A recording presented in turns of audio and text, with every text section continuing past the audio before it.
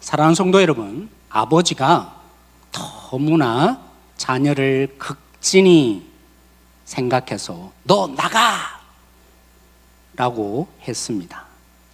그럴 때 이 자녀가 나 나가라고 하네.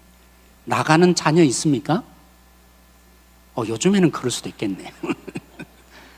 사실 그 말을 듣고 나가는 자녀는 한 번쯤 생각해 봐야 합니다.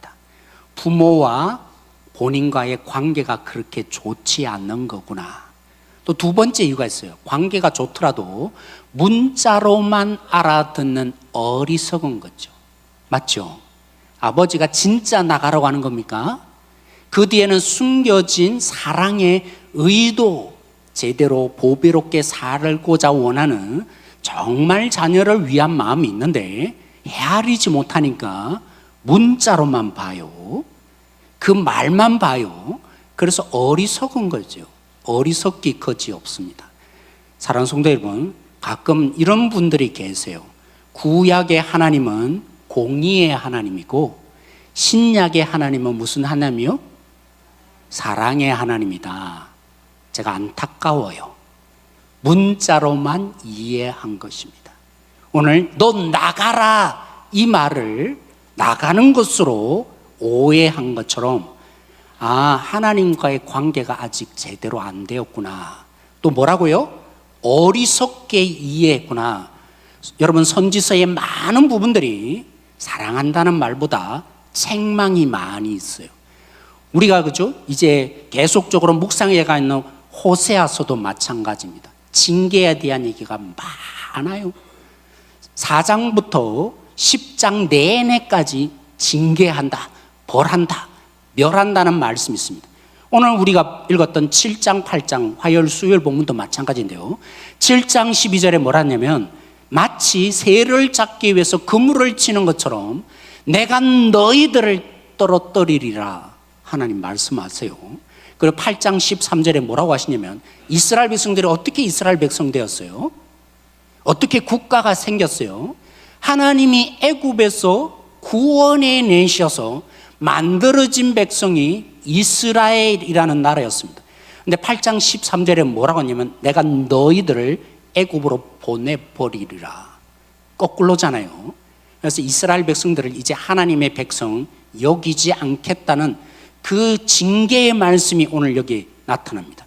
이 표현만 본다면 하나님은 정말 혹독하시고 문자적으로만 죄를 다루시는 공의의 하나님. 공의도 우리가 오해해서 그죠? 눈 딱 감고 저울 하나 그죠? 여러분 아시잖아요. 법관 앞에 가면 있는 것처럼 딱딱 적용해서 그걸 여러분들이 공의라고 그죠? 이것도 지금 사실 사회적으로 적용이 안 되니까 문제인데 성경이 말하는 공의는 그 뜻 아니에요. 근데 하나님은 어떻게 이해해요? 보라고. 하나님은 분노하시며 벌 내리시고 죄를 지으면 기다렸다는 듯이 달려드시는 공의의 하나님이다.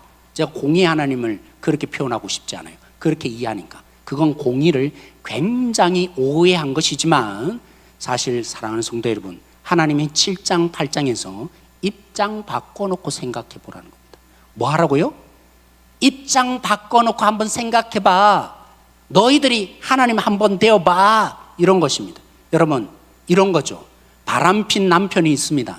아내가 사랑하니까 난 그래도 아내잖아 법적으로. 남편이 좋아하는 저 여자는 두 번째야. 남편 괜찮아. 정상적인 겁니까? 사랑하는 겁니까 남편을? 여러분, 우린 그렇기를 원해요. 하나님이 사랑하니까 용서하고 받아주고 해야지. 비정상적인 거예요. 제대로 된 사랑이 아니에요. 그게 어찌 사랑인 것입니까?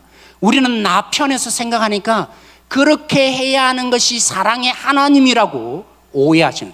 더 극적으로 바꿔볼까요? 오늘 성경에 나타나는데 여러분, 몸을 파는 여성, 그 여성을 여러분의 며느리로 받아들일 수 있습니까? 시연이가 아빠 만약에 안 믿는 친구를 데려오면 아빠 받아줄 거예요. 제가 절대로 안 된다 그랬어요. 물론 시연이도 알아요. 자기도 싫대요. 안 믿는 남친을 결코 언제까지 지킬지는 모르겠지만 또 눈이 멀면 다를 수 있겠지만 그런데 어떻게 몸을 파는 여자를 아내로 맞으며 며느리로 맞을 수 있겠어요? 오늘 이스라엘 백성들에게 말합니다. 너희는 몸 파는 정도가 아니다. 너희들은 값을 지불하고 성적인 관계를 누리는 가늠한 자다. 이런 사람은요, 돈 받기 위해서 몸을 파는 여자랑 차원이 다른 거죠.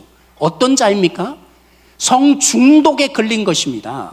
그래서 나 좀 한번 사랑해 줄래? 나 즐기고 싶은데 돈 줄 테니까 나랑 한번 놀아보자. 여러분, 그런 사람을 사랑하면 뭐가 필요합니까? 사랑하니까 결혼해. 그건요, 사랑하는 게 아닙니다. 뭐가 먼저 해야 합니까?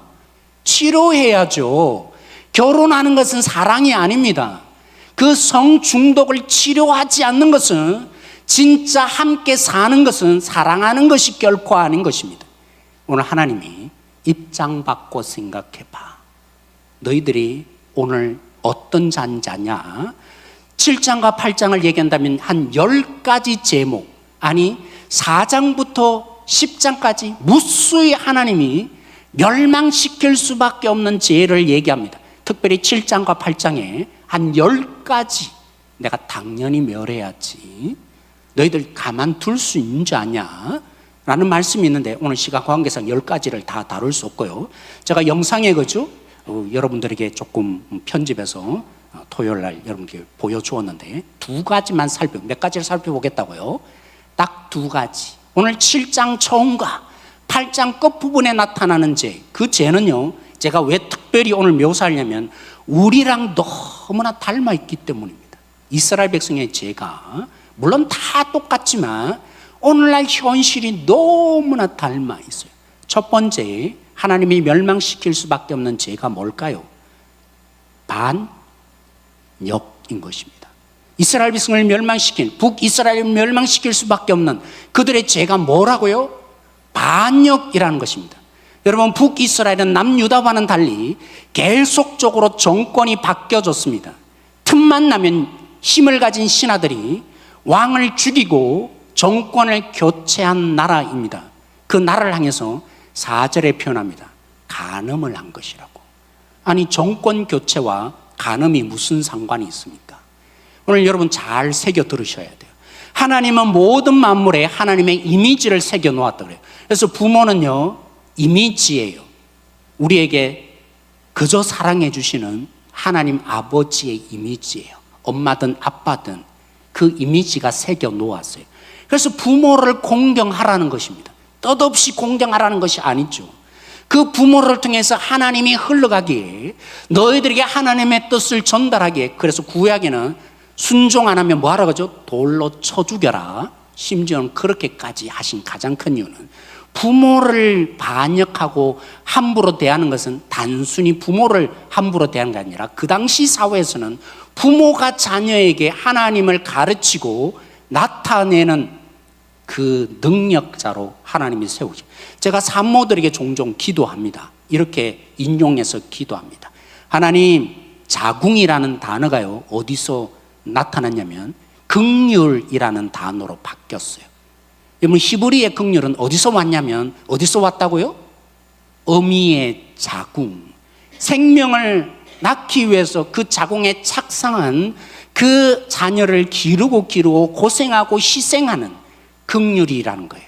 그게 하나님 아버지의 마음이라는 거예요. 그래서 자궁은 하나님의 아버지의 마음의 표현. 제가 그래서 산모들에게, 하나님, 어떻게 보면 10달 동안 고생함 속에 하나님의 이 긍휼의 마음이 흘러가기를 원합니다. 그래서 제가 그렇게 기도해 주고 있는 거예요. 사랑하는 성도 여러분, 그렇다면 하나님의 다스림의 그림자가 뭡니까? 이게 완벽하다는 건 아닌데, 하나님의 다스림에 그걸 묵상케 해주는 하나님의 그 다스림, 온 세상을 통치한다는 것의 그림자가 뭡니까? 따라해 보세요. 권위. 네, 그렇습니다. 권위인 것입니다. 그러니까 다윗이 사울을 죽일 기회가 2번 있었어요. 다윗은 믿은 것입니다. 하나님이 통치하시지, 다스리지. 그 사울만 죽여버리면 자기는 평생 재밌게 편안하게 살 수 있습니다. 근데 왜 안 죽였습니까? 심지어 옆에서 신하들이 부추겨요. 하나님의 뜻입니다. 기회를 주셨습니다. 지금 하나님이 기회를 주시는 거예요. 다윗 죽이십시다. 아니, 다윗이 손대지도 마시고 내가 죽이겠습니다. 다윗은 죽이지 않았어요. 왜요? 이걸 이해했던 것입니다. 하나님의 다스림의 그 모습으로 그림자가 되었는데 내가 하나님의 다스림을 믿어야지. 그래서 오늘 얘기하는 것입니다. 지도자들을 죽이고 틈만 나면 지도자의 위치에 서려고 하는 그 북이스라엘의 역사를 향해서 너희가 나를 안 믿으니까, 나를 경외함이 없으니까 간음하여서 이 반역의 역사를 펼쳤다고 말입니다.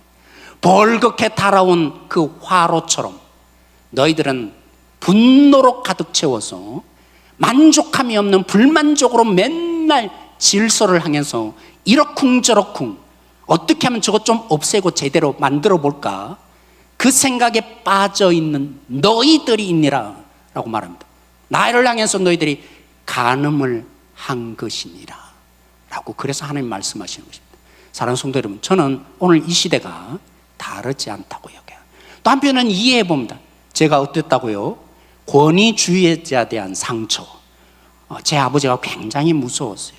어떻게든 기르고 싶은 그 마음 제가 몰랐죠. 어리석었죠. 그래서 어떤 면에서는 그죠? 목사로서 자녀를 함부로 하면 안 되니까 엄청 엄하게 저희들 다루셨어요. 그 상처. 초등학교 1학년 들어갈 때부터 그죠? 권위가 얼마나 셌는지. 막 학생들은 머리 휘어잡고 때렸는데도 그죠? 슬립바 벗어서 때리고, 그걸 서로 세워서 막 그죠? 틀린 것을 고치기 위해서 서로 때려라. 그밖에 못 때려. 더 세게 때려야지. 그런 분위기 속에 교사의 그 권위에 제가 상처가 있었어요. 심지어는 담임 목사에 대한 상처가 제가 왜 없겠어요. 정말 카리스마가 보통이 아닌 담임 목사들을 제가 많이 만났어요. 그러니까 제가 한국교회에 목사가 이런데 나 떠나야겠다, 그 마음속에 유학을 준비한 마음도 있었어요. 그 상처에 그죠? 저만이 아니라 어떤 면에서는 우리 모두가 있어요. 상처 안 받은 사람 어디 있어요? 부모에 대한 상처, 또 선생에 대한 상처, 목사에 대한 상처, 우리 모두가 있는데 7절에 이렇게 표현하며 제가 묵상이 되었어요. 그 반역하는 사회를 향해서 기도하는 자가 있었다고요? 아무도 없더라 라고 표현합니다. 우리도 마찬가지입니다. 우리는요, 상처 안 받을 수 없어요. 리더가 완벽하지 않으니까. 그런데 하나님을 만나서 리더로부터 받았던 그 상처의 독소를 빼냈어야 했는데 우리는 어떻게 합니까? 오직 그만을 봅니다. 하나님을 만나서 내 안에 그로 인해서 받았던 이 독소가 빠져나가야 하는데 하나님을 만남이 없고 기도하지 않으니까 어떻게 합니까? 결국에는 독소를 쏟아내요. 조금만 권위의 권자만 보여도 어디 권위를 부리냐고. 아니, 당신만, 나도 제사장인 거라고. 그죠? 지도자 웃기지 말라고. 내가 할 거라고. 내가 교회를 이끌어 볼 거라고. 그래서 목사가 전부란 말이 오해하시면 안 돼요. 여기 또 오해하실라. 사랑하는 성도 여러분, 권위주의와 권위는 다른 것입니다. 하나님이 가정에 남편을 권위로 세우셨고, 또 하나님께서 그죠, 리더를 장로님으로 때로는 목사를 대표자로 권위를 세운데 그거 틀렸다는 것입니다. 내가 보기에는 이래야 한다는 것입니다. 권위주의의 상처가 모든 것을 권위주의로 해석하고, 그래서 반역의 반역, 불만이 가득합니다. 우리 공동체가 이래야 되는데 저래야 되는데 가만 내버려 두지 않는 오늘 그런 일들. 그래서 뭐합니까? 우리 자녀들에게도 순종을 안 가르쳐요. 심지어는 부모에게 그죠, 막 이렇게 뭔 말 하는데도 가만히 계세요. 자녀를요, 순종을 가르쳐야 될 부모들이 순종을 가르치지 않으니까 함부로, 그죠? 왜 내 마음이 화가 나는데. 우리 청소년들 들었어요. 청소년들 괜히 온 거 아닌 것 같아요. 부모의 말에 여러분이 순종하세요. 여러분을 위해서. 물론 때로는 나쁜 아버지도 많아요. 부모들이 많지만 순종하다 보면 그 속에 하나님의 심겨놓은 은혜를 깊이 만날 수 있어요. 근데 내가 볼 때 내가 판단을 저거 다 틀렸잖아요. 내가 이게 옳은데 이해도 못 해주고, 사실은 간음을 하는 것이라고 오늘 하나님이 말씀하십니다. 그래서 하나님 왜 이 죄를 지적합니까? 내가 당연히 멸해야지, 이겁니다. 내가 분노하는 줄 아냐? 너희 꼴을 똑똑히 보라고. 내가 이렇게 다루는 이 공의가 잘못되었냐? 매를 대는 게 진짜 잘못되었냐? 너희들의 이 죄악을 똑똑히 보라고. 내가 당연히 멸해야겠지. 내 입장에 대해서 한번 생각해 보라고. 분노하는 게 진짜 내가 화가 나서 이런 건지 아냐? 이런 것입니다. 오늘 두 번째 마지막에 하나님께서 멸해야 마땅한 죄악이 뭡니까? 제가 요약할게요. 하나님을 종교로 타락시킨 것입니다. 기독교는 종교 아니에요. 제가 정의를 이렇게 표현할게요. 기독교는요, 세상이 말하는 그런 종교와는 달라요. 그런데 세상의 종교와 한치도 다르지 않는 하나님을 어떻게 섬깁니까? 종교로 대하고 있는 것입니다. 그래서 8장 5절에 말합니다. 그들의 수도 사마리아에 뭐가 있다고요? 송아지 우상을 세운 곳에서 하나님이 완전히 없애버리겠다, 철저히 쳐부수겠다. 놀랍게도요, 11절에 이런 거죠. 예배 드리기인데, 예배는 뭐 하기 위해서입니까? 죄를 더하기 위한 장소일 뿐입니다. 그들의 예배는 죄를 더 짓기 위한 그들의 형태입니다. 이런 거죠. 여러분, 하나님은 보이지 않으세요. 그죠? 보이지 않으니까 내 소나기 안에 놀아나실 수 없어요. 하나님은 거룩해요. 우리 수준에 계시지 않아요. 그래서 통제가 불가능해요. 그런데 흔히 말하는 율법주의, 너무 어려운가요? 이렇게 표현해 볼게요. 하나님을 이동 가능한, 저 송아지 우상이란 그런 겁니다. 하나님 외에 다른 우상을 만들었다는 뜻. 어떻게 사마리아에 그럴 수 있겠어요? 하나님의 빗댄 것입니다.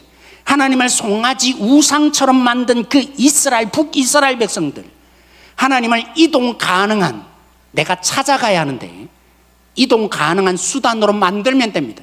내 편리를 위해서 예배하는 것입니다. 하나님이 송아지 우상 정도로 만들어 보내는 것입니다. 이런 거죠. 하나님은 거룩하고 하나님은 보이지 않는데 내 소나기에 지는 방법이 뭡니까? 열심을 다하면 됩니다. 최선을 다하면 됩니다. 그러면 손쉽게 내 소나기 안에 들어오는 거죠. 보상의 방법으로 일하시는 거니까요. 내가 열심과 최선하면 뻔해 보입니다. 내가 이만큼 한 것에 기대하는 그 보상이 올 수 있으니까 얼마나 손쉬워요.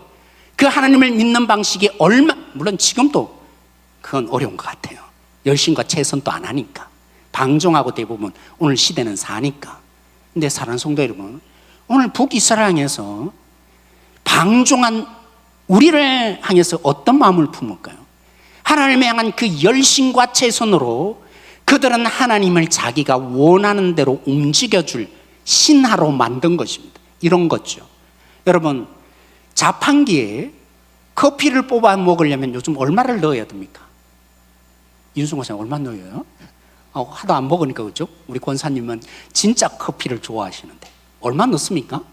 500원이라고 생각해 보죠. 옛날에 500원 넣었으니까. 지금 얼마 넣습니까? 한 700원 넣습니까? 여러분, 이런 것입니다. 하나님이라는 자판기에 내 열정과 내 헌신의 동전만 넣으면 하나님이 쏟아낸다는 거죠. 복이라는 것을 쏟아내는 거죠. 하나님을 자판기로 만드는 오늘날 종교, 그게 기독교가 되어가고 있더라는 것입니다. 우리는 왜 섬깁니까? 왜 헌신합니까? 우리의 섬김과 헌신은 딱 한 가지 이유였습니다. 내가 하나님의 것이고 하나님이 사랑하며 나도 사랑하니까. 근데 어느덧요, 섬김을 통해서 자랑합니다. 나 이만큼 섬겨. 그 섬김을 통해서 세상에서는 자아 실현이 안 되니까 이 섬김과 헌신을 통해서 내 자아, 내 욕구를 실현하는 데 사용합니다. 그래서 오늘 하나님이 어떻게 말씀하신다고요? 입장 바꿔서 한번 생각해봐. 북이스라엘 너희들아, 입장 바꿔서 한번 생각해봐. 나를 저 하늘에 계신 하나님을 송아지로 만들어내는 너희들을 내가 멸하지 않을 수 있단 말이냐? 하나님이 어떻게 벌 내릴 수 있냐고요? 입장 바꿔 한번 생각해 보라고. 하나님이 너희들을 어떻게 대우하고 있는지 한 번쯤 너희들의 정체를 제대로 보라고 말입니다. 하나님은요, 분노하시는 게 아닙니다. 하나님이 야, 죽을래? 나를 이렇게 대? 내가 어찌 따위로 대해?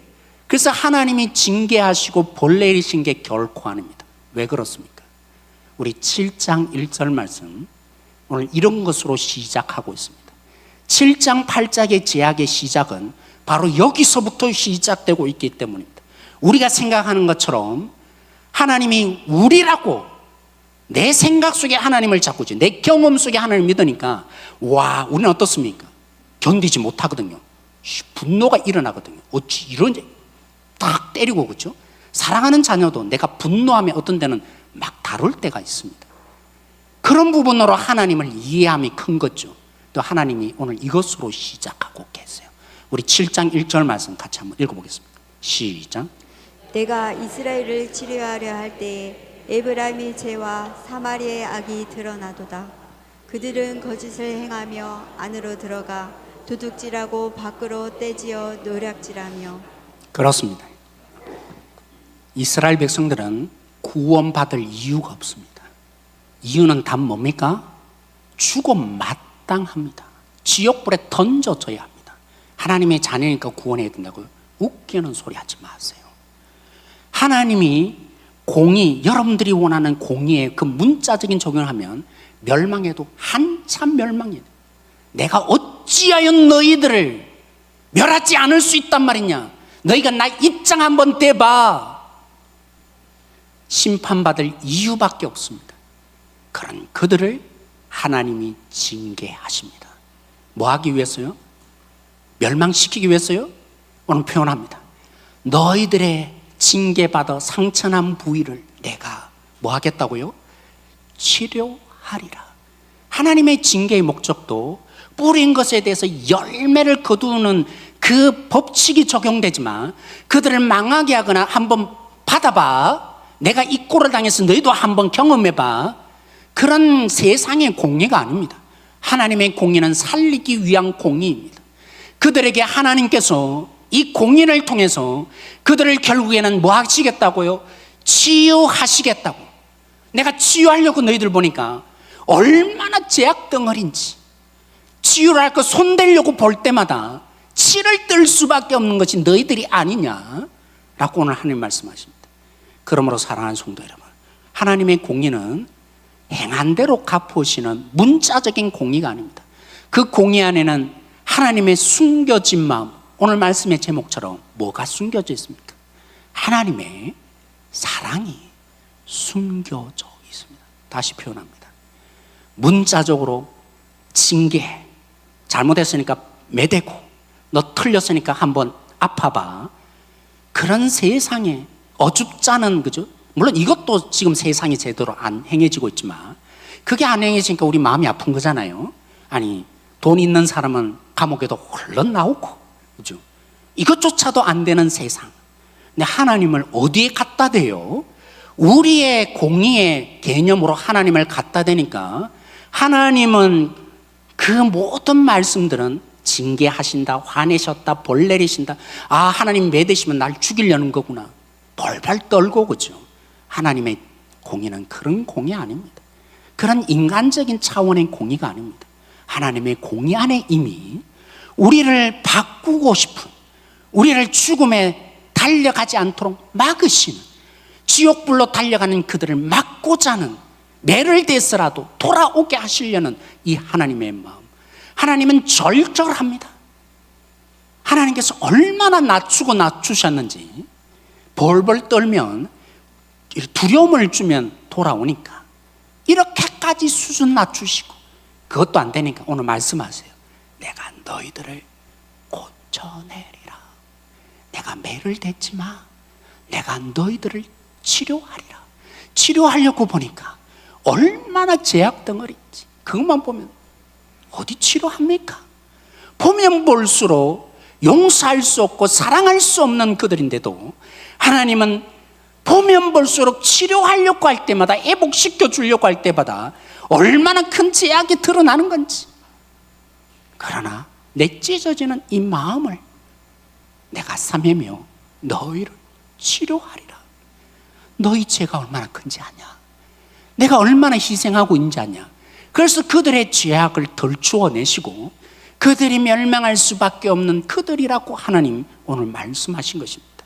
사랑하는 성도 여러분, 오늘 우리는요 복음 안에서 더 큰 은혜를 입었습니다. 우리 한번 볼까요? 로마서 5장 20절 말씀입니다. 우리 같이 한번 읽어보도록 하겠습니다. 로마서 5장 20절 말씀 같이 그럼 시작. 율법이 들어온 것은 범죄를 더하게 하려 함이라. 그러나 죄가 더한 곳에 은혜가 더욱 넘쳤나니. 네, 이 문자적으로 굉장히 오해되는 소지가 있는 것 같아요. 이런 것입니다. 여러분, 율법이 필요 있습니까? 필요 없습니까? 구원하는 데는 한치도 필요 없습니다. 구원의 도구는 아니기 때문입니다. 그 율법은 그래서 가르쳐 주는 것입니다. 우리의 최선과 노력이 하나님의 의를 얻지 못한다는 것을 철저히 가르쳐 주시기 위해서 하나님의 주신 방편입니다. 율법을 제대로 사용하는 사람은 그래서 열심과 최선으로 구원받지 못하는 하나님의 은혜를 배우게 됩니다. 근데 우리는 어떻게 하죠? 나 이 법 지켰어. 난 기도했어. 나는 말씀 읽었어. 그래서 뭐합니까? 그렇지 못한 사람들을 볼 때 내가 하나님의 은혜로 구원받았는데 어떻게 보여집니까? 율법의 목적을 자신의 의를 위해서 자신이 이만큼 하고 있다는 자랑 속에서 보니까 남들을 지적하고 저 따구로 사는 거냐고 이러는 것입니다. 율법은 그러려고 준 게 아닙니다. 그래서 너희의 의가 되어서 하나님의 지식이 없는 너희들, 바울이 말한 것처럼 망하고 있구나 라고 바울이 얘기했죠. 율법은요 남을 판단했던 그 기준을 내로남불이 되어서 우리는 쉽게 나를 용서합니다. 그래, 인간은 연약한 거야. 유혹을 어떻게 이겨? 그러면서 우리는 어떻게 합니까? 남을 지적하고 남을 괴롭히고 내가 가진, 나는 용서받아야 되지만 저는 용서할 수 없는 거라고 실수를 놓치지 않고 공격하고 내버려 두지 않습니다. 율법을 왜 주셨다고요? 너를 적용하라고. 남들 볼 거 필요 없다고. 그래서 로마서 2장이 말하잖아요. 유대인 너희들아, 하나님이 얼마나 오래 참으시고 인내하시는데 그걸 너희들이 멸시하냐. 어떻게 멸시했죠? 저 개 같은 인간들, 저 이방인들, 하나님 말씀도 안 섬기고 저렇게 살아. 그들을 통해서 너를 보라고. 근데 너희들은 교훈 삼는 게 아니라 저 개 같은 인간이라고 여기는 하나님은 얼마나 너희들이 멸시하고 있는지 아냐. 그 율법으로 남들을 판단하고 남들을 정죄하는 너희들이 하나님의 심판을 피할 줄 아느냐 라고 말씀하셨죠. 율법은요 나를 보게 합니다. 내가 얼마나 형편없고 내가 그처럼 분노했던 그가 나라는 사실을, 그와 내가 별반 다르지 않다는 것을 깨달아갑니다. 율법이 그런 의미에서 기능하고 있습니다. 그러면요 하나님, 저 소망 없어요. 제가 잘 살아도 안 되네요. 내가 힘써도 안 되네요. 예수님이 필요해요. 하나님의 긍휼이 필요해요. 하나님의 은혜가 필요해요. 내가 열심히 할수록, 내가 충성을 할수록 하나님의 은혜가 더욱더 필요한 것을 깨닫게 됩니다. 하나님을 위해서 살아볼수록 나는 소망이 없는 존재라는 것을 깨닫게 됩니다. 그게 율법의 궁극적인 목표라고요. 그래서 율법이 들어온 것은 뭐 하라고요? 범죄함을 깨닫게 하고 그 범죄가 얼마나 큰지를 깨닫게 하는 데 있다고요. 그런 가운데 우리는 하나님을 결국에는 요청하며 빛이신 주님 앞에 그 은혜를 구하며 나갈 때 내 죄가 보이기 시작해요. 나는 잘난 줄 알았는데, 나는 이만큼 살면 잘 사는 줄 알았는데, 하나님의 은혜를 받고 하나님의 은혜 앞에 더 나아가면 나아갈수록 죄투성인 내가 보이기 시작합니다. 야, 진짜 망난이구나 라는 사실이 깨달아져. 그래서 마지막에 뭐라고요? 죄가 더한 곳에 은혜가 더하더라. 안돼요. 참 인간이 악해요. 이걸 어떻게 이용합니까? 그러면 죄가 더한 곳에 은혜가 더하네. 우리의 죄를 통해서 하나님 은혜를 더 보여주자고 막 살아요. 오늘 우리 어떻게 삽니까? 아니, 주일 와서 용서 구하면 돼. 하나님은 다 용서하시잖아. 똑같아요. 이 말을 제대로 알아듣지 못한 로마스를 썼던 그 당시나 오늘날 교회의 형태가 거의 똑같아요. 하나님은 용서하시잖아. 하나님만 받아주시잖아. 뭐 용서하지 못할 것이 어딨어?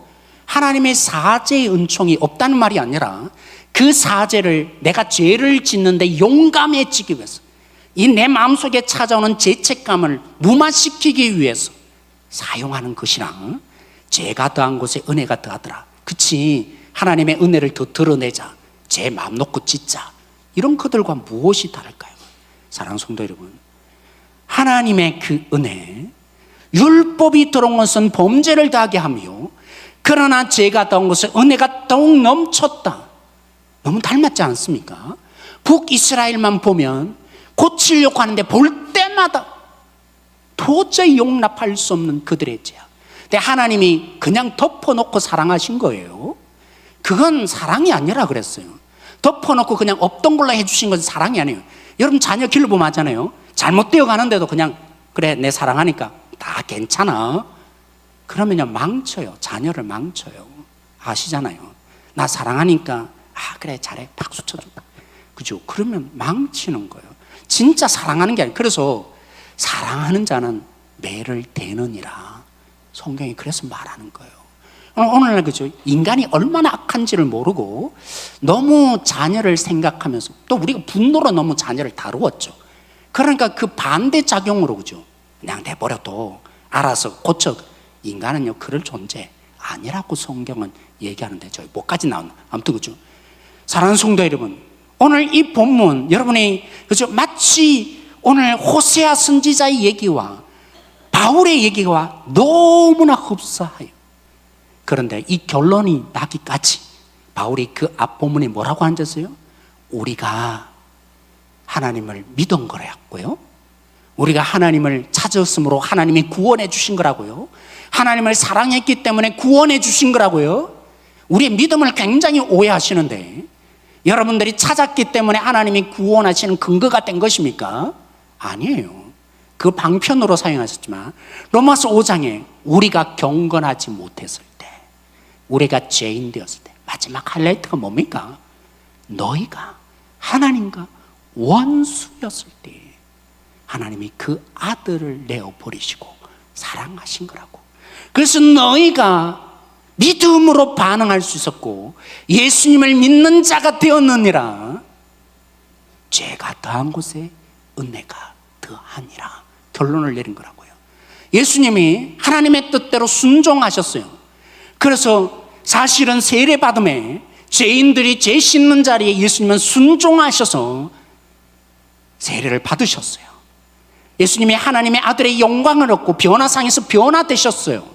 그런데 베드로가 그러잖아요. 너무 좋아요, 이 영광이 있는 자리. 근데 예수님은 하나님의 뜻대로 순종하기 위해서 내려가셨죠. 그 자리 머물지 않으셨어요. 십자가에 지는 하나님께 버림받는 자리까지 온전히 순종하셨어요. 근데 참 놀라운 것은요, 하나님의 말씀하시잖아요. 세례 받을 때도 내 사랑하는 아들아. 그리고 십자가의 자리로 돌아가야 할 때도 내 사랑하는 아들아. 하나님이 격려하세요. 너가 누군지 똑똑히 기억해. 성자 예수님 향해서 무슨 사명을 감당했는지 격려하시고 그 사명에 매이도록 내 사랑하는 아들아 하신 그 하나님께서 마지막에는 말씀하지 않으셨어요. 나의 하나님, 나의 하나님, 어찌하여 나를 버리십니까? 그때 가장 사랑하는 내 아들아 하지 않으시고 침묵하셨습니다. 그 기도에 응답하지 않으셨습니다. 왜요? 우리를 고치기 위해서입니다.